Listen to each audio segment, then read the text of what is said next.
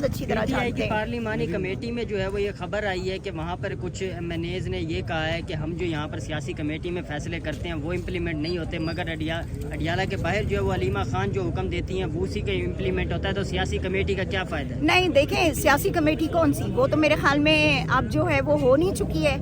بیننڈ ہو چکی ہے میرے خیال میں، خان صاحب نے ختم کر دی ہوئی ہے، تو میرے خیال میں تو ایسی کوئی بات نہیں، اور اگر اس طرح کی کوئی بات ہے تو غلط ہے، ٹھیک ہے۔ پارلیمانی کمیٹی میں کیا ہوا ہے دیکھیں، کیونکہ میں